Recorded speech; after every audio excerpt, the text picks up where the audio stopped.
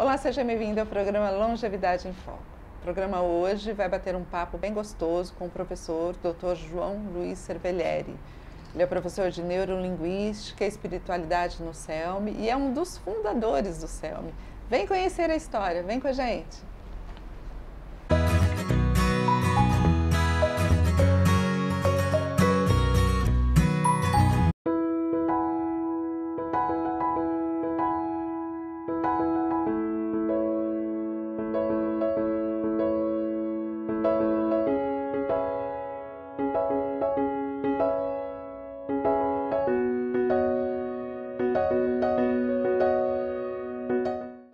Eu queria saber um pouquinho do senhor, a sua trajetória. Hoje o senhor mora lá em Bragança Paulista. Moro. Qual que é a sua trajetória? O senhor é de lá, não é? Como é que tudo aconteceu? Não, eu sou de São Paulo, mas não fiquei em São Paulo. Fui para Ribeirão Preto, depois de formado, né?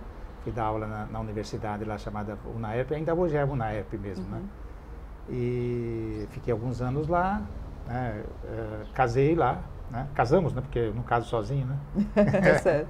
E depois fomos para Joinville, em Santa Catarina. Aí moramos lá 6 anos e retornamos aqui para São Paulo novamente. E aí a cidade escolhida foi Bragança Paulista, que era um lugar mais tranquilo, mais para criar família, né?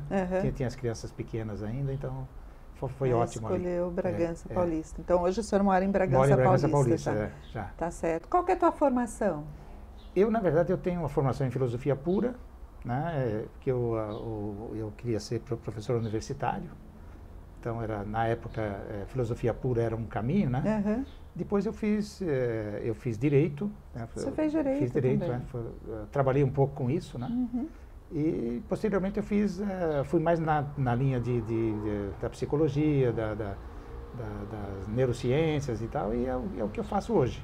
Tá. Como professor, o senhor já está há quanto tempo? Há muitos anos? Aqui bom, CELME, nós desde a fundação, porque eu sou um dos fundadores, né? Sim, sim. Mas na faculdade? Na faculdade já há uns 40 anos, né? Mais ou menos assim.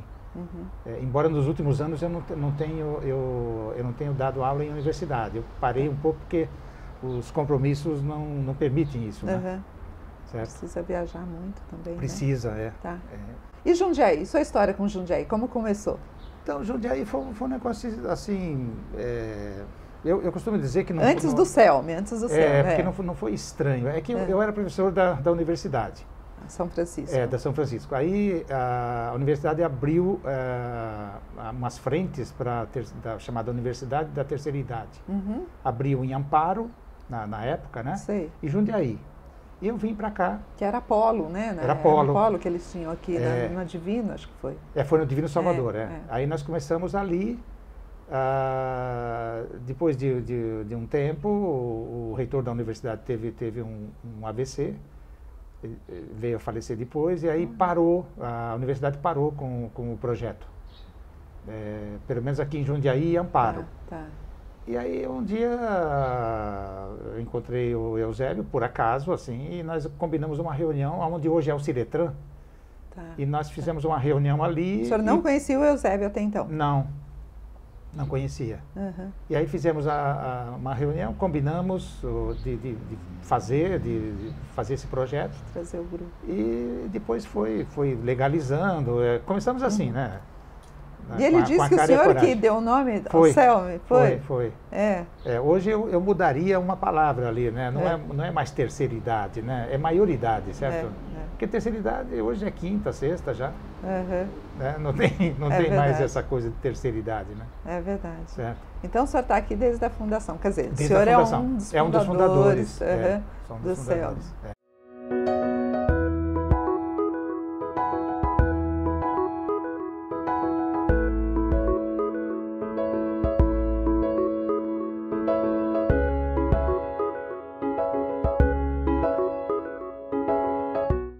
E qual que é a tua relação hoje com o CELME? Eu posso dizer que é uma relação profunda. Seu sentimento em relação a esse projeto, CELME? É de uma profundidade tão grande que eu não me vejo sem o CELME, né? Falar um pouquinho da tua aula. Aqui no CELME, Desde o começo o senhor dá aula de neurolinguística e espiritualidade? O senhor já dava essas aulas lá na São Francisco e permaneceu com essas aulas? Como é que foi? Na São Francisco eu dava aula na pós-graduação de humanas, né? E aqui... O grupo da terceira idade? E também em Itatiba, na própria universidade. Tá. Eu fazia lá. E aí, neurolinguística, comecei no campus de Bragança um tempo, depois, além do campus de Bragança, também em Itatiba, e depois nós viemos para cá. Tá. Neurolinguística mesmo, porque eles queriam uma pessoa especializada nessa área e eu tinha, na época, essa especialização, então vim fazer esse trabalho. Entendi. E era mais focado para saúde. O que é a neurolinguística, afinal? Então, neurolinguística é uma ciência, né? É evidente que neuro vem de neurociências e linguística vem de uma ciência já muito antiga chamada linguística, né? Uhum. Na verdade, o objetivo da neurolinguística é entender como as pessoas pensam. Não é o que. Você acaba também pegando o conteúdo, no caso, né, que é o que, né? Mas é o como. Então, dependendo do modo como uma pessoa pensa, ela pode ter sucesso ou fracasso, ela pode ter saúde ou doença, depende do modo como ela pensa. Então, a neurolinguística, ela foca muito isso.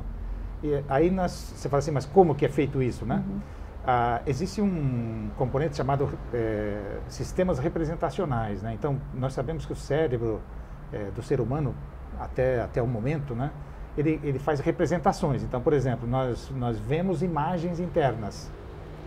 Então, se eu pedir para você lembrar da casa onde você mora, você vê a sua casa. Sim, sim. Vem a representação, né? Uhum. Então, existe uma representação visual, profundamente inconsciente. Uhum. As pessoas só tomam consciência quando são colocadas dentro desse contexto, né? Sim. Mas também tem representações auditivas. Então, sons, conversas internas, diálogo interno, né? Nós conversamos conosco mesmos o tempo todo. Uhum. Nem quando a gente dorme, para.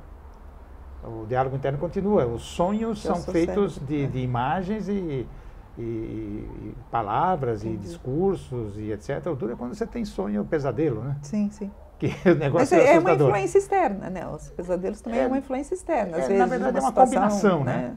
Você combina dados internos com dados externos e vice-versa, né? E também tem uma representação sinestésica, que são as sensações, os sentimentos, as emoções, que são geradas por um tipo de pensamento. Se você pensa em algo que você tem que fazer, que é obrigatório fazer, etc., você vai gerar imagens, voz interna, né, o diálogo interno, e sensações. As sensações podem ser classificadas em agradáveis e desagradáveis. Eu costumo não classificá-las em positivo e negativo, mas eu digo assim, elas são possibilitadoras ou impossibilitadoras, né? Entendi. Então tem sensações que bloqueiam e tem sensações que libertam. Então isso tudo é feito modelagem. Então você pode aprender os processos. E você tem domínio sobre isso? Você pode conduzir isso de alguma forma? Pode. Inclusive eu uso muito isso em processos de psicoterapia, né? Tá, que é uma das aplicações, né? Mas você pode aplicar a neurolinguística a qualquer campo. Trabalhando a questão da melhor atitude, do melhor pensamento, trazendo. Porque eu imagino, né? Nós temos sempre dois lados, né? Ou você foca no negativo, que parece que você fala assim, nossa, parece que tudo dá errado na minha vida. Você foca, ou você pode focar no positivo, trazendo toda essa energia ou todo esse sentimento para as coisas positivas. Seria mais ou menos isso? As pessoas, de modo geral, pensam que não tem controle, ou não podem ter controle, e podem. Porque você pode... todo esse processo ele é feito através de um processo chamado metamodelo de linguagem, que são as perguntas, né? Então, perguntas como o que, como, onde, quando, quanto, quem, são perguntas que dirigem o pensamento da pessoa para o processo, né? Entendi. E a gente evita o porquê. O porquê ele leva muito para a criatividade. Então ele não é muito útil quando você quer resolver um problema. O porquê é muito útil quando você quer saber as crenças da pessoa. Porque o que ela vai dizer não é a informação, ela vai dizer o que ela pensa, o ponto de vista dela, né? Entendi. Agora, você fala assim, o porquê é importante? É quando se trata de criar alguma coisa. Ou de desenvolver, por exemplo, um motivo. Por exemplo, se você perguntar para uma pessoa, qual é a razão da sua vida? Por que você vive? É importante o porquê. É claro. Agora, se eu quero entender como ela faz isso, para que eu possa utilizar para mim mesmo ou para outras pessoas, eu vou verificar o que ela faz, como ela faz, quanto disso ela é capaz de fazer e tal. Entendi. E tem todo um detalhamento depois, né? Porque cada sistema representacional ele tem o que a gente chama de submodalidades, que é, por exemplo, na questão da imagem, por exemplo. Você vai verificar se a imagem é nítida ou ela é borrada, se ela é mais distante ou mais próxima da pessoa. Entendi. Na verdade, a questão da distância é uma questão mais de espaço mental, né? Tá. Então, você sabe o que é longe e o que é perto, né? Em neurolinguística, perto é tudo aquilo que você imagina que você pode tocar estendendo o braço. E longe é o que está além disso. Existe um conceito chamado espaço pessoal, né? Então, o espaço pessoal é medido pela circunferência que você pode traçar, imaginando que o seu braço é um compasso. Então, você imagina, você estende o braço e imagina que uma circunferência virtual. Então, dentro dessa circunferência é o espaço pessoal. E é muito forte. O que está dentro dessa circunferência é muito forte. O que está fora já é mais fraco. Tá. Isso é uma coisa que você pode experimentar, é experimental isso, né?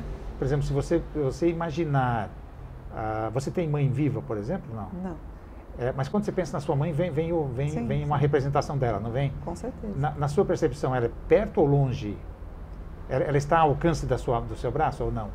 Ou está um pouco mais longe? Eu não sei te dizer. Por exemplo, eu imagino uma imagem, vamos supor, quando eu penso num momento que eu estive com ela, eu imagino ela perto. É um sentimento perto. Isso, aí verifica assim que se você fosse classificar o sentimento, o que você diria que é quando você lembra dela? Intenso, alguma coisa assim. Agora, experimenta voluntariamente, experimenta afastar a imagem.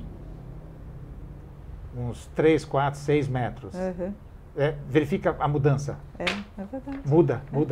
Isso é constatado na própria fisiologia. Então, problemas são tratados assim, possibilidades. Uma pessoa que não tem motivação para fazer alguma coisa, é só aproximar a imagem. CELMI, Centro de Educação e Lazer para a Melhor Idade. É um espaço criado para ser um local de convívio e vivência em atividades de custos acessíveis a um amplo público, na faixa etária a partir dos 40 anos de idade. São mais de 50 atividades de grupos nas áreas de tecnologia, idiomas, arte, cultura, práticas orientais, atividades motoras, estimulação cognitiva e muito mais. A orientação de cada atividade é feita por professores especializados.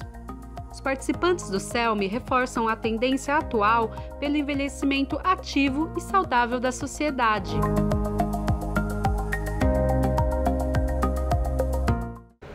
E para o envelhecimento, como pode ajudar a neurolinguística nesse processo do envelhecimento? Tem aplicações muito vastas, né? Até no mês de julho, no final, estava conversando com o Eusébio, nós estamos com um projeto de fazer palestras, né, sobre isso, né? Uma das aplicações assim, imediatas é ensinar pessoas da terceira idade a ter mais controle emocional, por exemplo, né? Então, por exemplo, as pessoas vão notando que tem certos limites. Mobilidade, já não podem fazer o que faziam.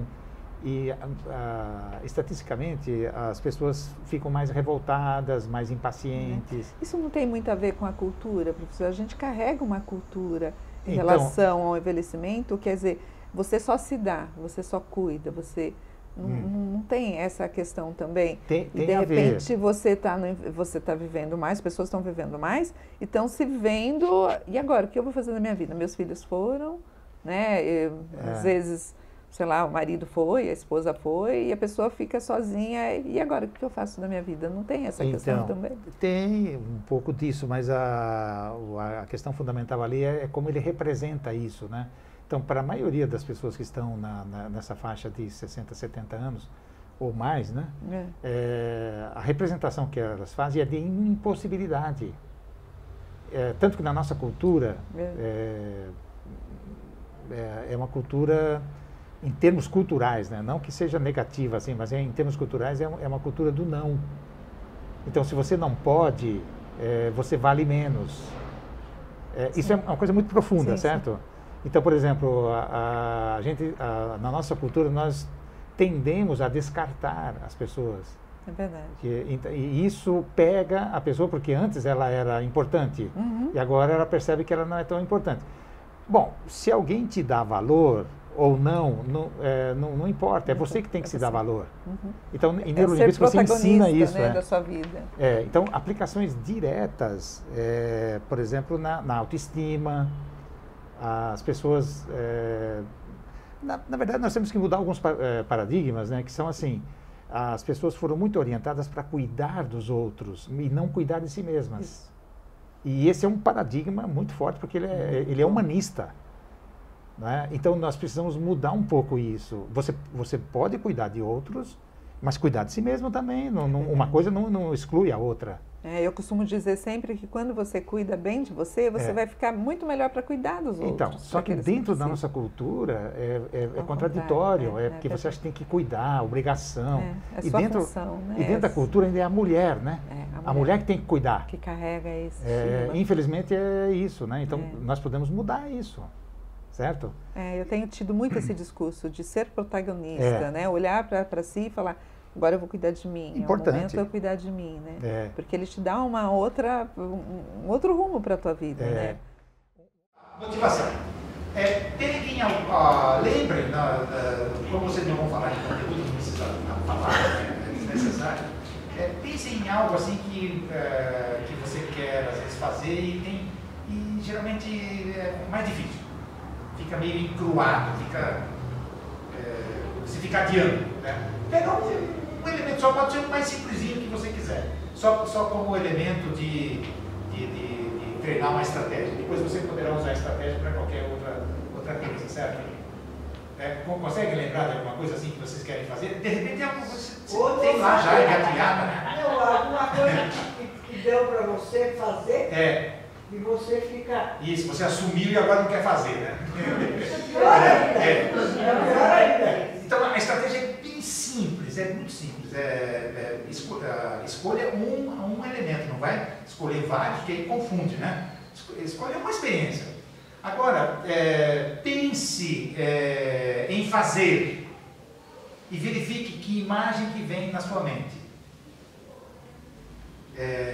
O pensar em fazer pode ser do jeito que eu não tenho que fazer isso, poxa, agora isso aqui é para amanhã ou é para hoje à tarde, sei lá, alguma coisa. Como vem na sua mente de modo geral, certo? Se não vier a imagem, mas vem só a voz, se você pudesse ver isso que você ouve, o que você estaria vendo? Se vier a imagem, já está a imagem lá. Até aqui tudo bem? Observe 3 coisinhas ali. Observe se a imagem ela é nítida, clara, tem uma certa luminosidade ou não. De repente ela é opaca, ela é obscurecida. Apenas verifique isso, não modifique nada. Um outro elemento, verifique assim, ela está, aparentemente, parece que ela está um pouco distante de você. Se você estendesse o braço, você tocaria na imagem, ou ela está um pouco mais distante? Ok? E um terceiro elemento é assim, o tamanho da imagem para você, ele é normal, ele é menor ou ele é maior do que o normal? Ok? O último elemento agora é assim, quando você pensa nisso que você quer fazer, e muitas vezes fica aquele vai e volta ali, na verdade é um obstáculo ali, tem algo difícil de ultrapassar ali, né? Então verifique assim, o que você sente quando você pensa em fazer isso e vem essa relutância. Você fica nervoso. E a última pergunta é, se você pudesse dar um nome para isso, que nome você daria? Para esse sentimento. Você fica nervoso. Sim, irrita. Isso... Então você começa a ter coisa que você não quer fazer. Mas isso é uma coisa que cada pessoa representa de uma forma diferente, entendeu? Às vezes eu posso ficar irritado, outra pessoa ela fica desanimada. Um outro aspecto assim, de aplicação imediata é você ter pensamentos dominantemente possibilitadores, né? Então tem pessoas, por exemplo, que quando sentem algum limite, uma dor, um mal-estar e tal, elas têm uma tendência a achar que está tudo ruim, elas começam a imaginar o pior. Isso é muito comum. Mesmo em hospitais, eu trabalhei um período em hospital, é muito comum. Então, quando a pessoa recebe atenção, ou quando você mostra para ela que ela pode pensar de um modo diferente, ela se anima, ela tem uma energia a mais lá. Então, são aplicações assim, muito variadas, solução de problemas.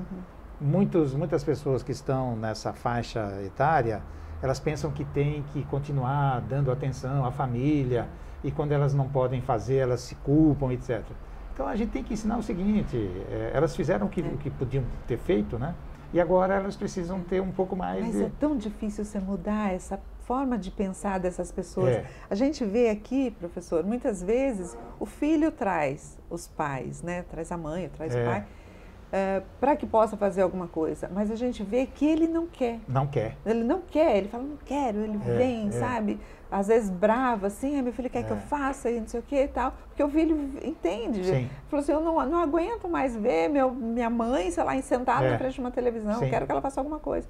E a mãe não quer fazer. Então, você mudar essa forma de pensar dessas pessoas que já passaram de 60 anos, é muito mais difícil. Por isso que nós temos que pegar os padrões mentais das pessoas e mostrar que elas podem mudar. E é rápido.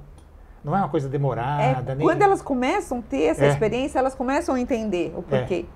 Por que é importante ela se dá uma oportunidade. Então ela sabe que ela pode. Que ela pode. Aí a coisa anda. Se bem que também ainda é uma coisa arbitrária, porque a pessoa decide o que ela vai fazer ou não. Mas de qualquer maneira, ela sabe que ela pode.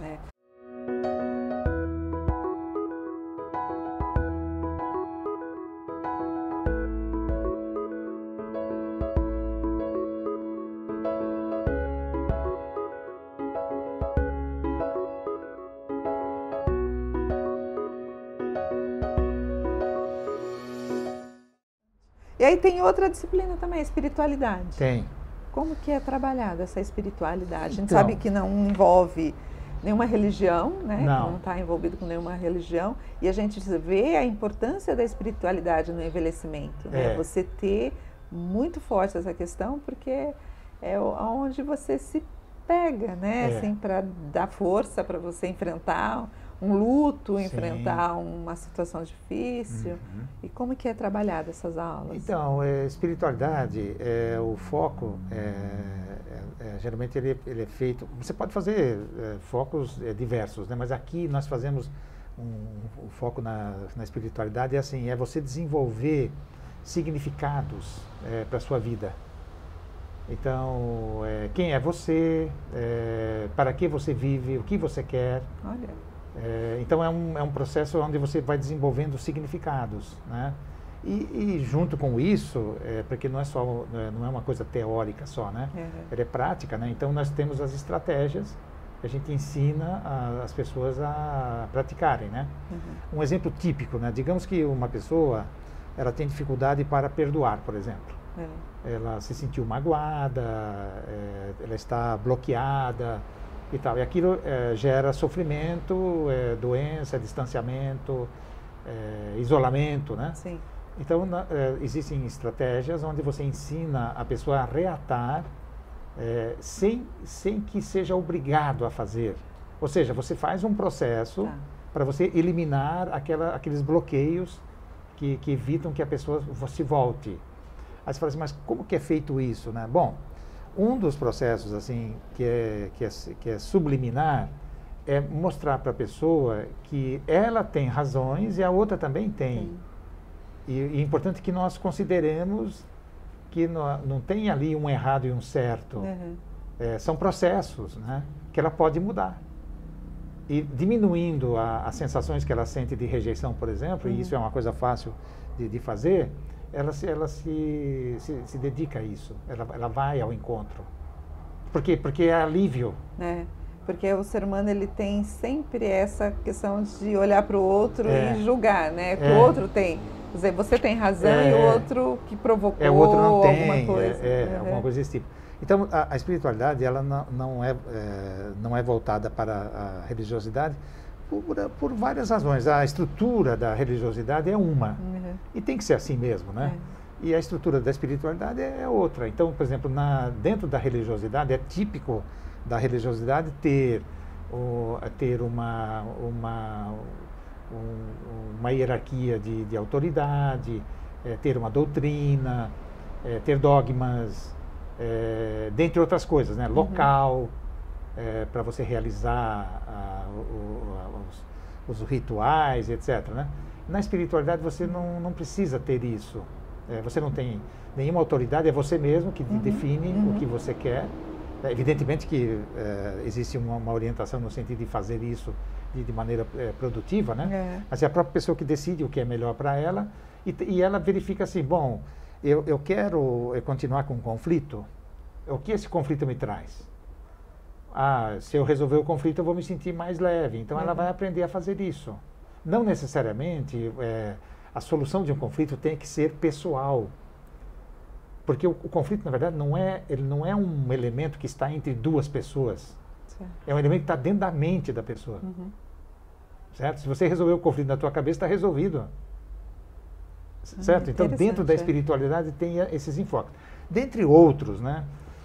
Por exemplo, nós fazemos enfoque aqui para melhorar o relacionamento, por exemplo. As pessoas têm... pessoas de terceira idade já estão cansadas, né, muitas vezes, de relacionamento. E precisa, né? É um negócio essencial, né? Então a gente mostra como levar em consideração, como valorizar, como desenvolver gratidão por si mesmo e pelas pessoas, porque ninguém vive sozinho, né? Nós somos seres relacionais, com certeza, né? Com certeza. Então tem um enfoque bem vasto, bem variado. O senhor vai falando assim, eu fico pensando, né? E é coisa do ser humano que deveria ser intrínseco já da pessoa, né? Você ter essa consciência, mas é tanta coisa que você vai guardando ao longo da sua vida que tem uma hora que você se perde naquelas coisas que deveriam ser naturais do ser humano, o perdoar, né? O olhar para o outro de uma forma mais né, de compreensão e tal. Só para a gente encerrar, então, eu queria que o senhor falasse dessa questão do envelhecimento no seu ponto de vista. O que é envelhecer para o senhor? Então, eu entendo envelhecer não tanto uma questão fisiológica, evidente que isso também faz parte, né? Mas não é o principal fator. Eu acho que o envelhecer ele está mais relacionado com os anacronismos mentais mesmo. Pessoas mais radicais, radicalizam. Entendi. Então começam a fixar determinados modos de pensar, o saudosismo. Não, na minha época era diferente, era melhor e tal. Agora essa confusão, essa imoralidade e tal, né? Então uma pessoa que começa a ficar anacrônica, a própria palavra já diz isso, né? Ela começa a ficar muito no passado, ela rejeita o presente. E, para mim, isso é o envelhecimento. A pessoa começa a se isolar, ela não consegue se integrar mais, né? nem com a família. Sim. E na família vivem, mas vivem em silêncio. É gostoso conversar com o senhor, professor. Obrigado, Nossa, muito obrigado, bom. foi muito Quero bom. agradecer, Obrigado. Tá? E aí vamos tocar vamos vida, seguindo, né? Vamos o CELME é isso. Acho que a gente tem projetos para longo prazo ainda, muita coisa ainda vai acontecer. Sim. E com certeza o senhor com a gente. Né? Obrigado. Porque o CELME é o Dr. João. Obrigado.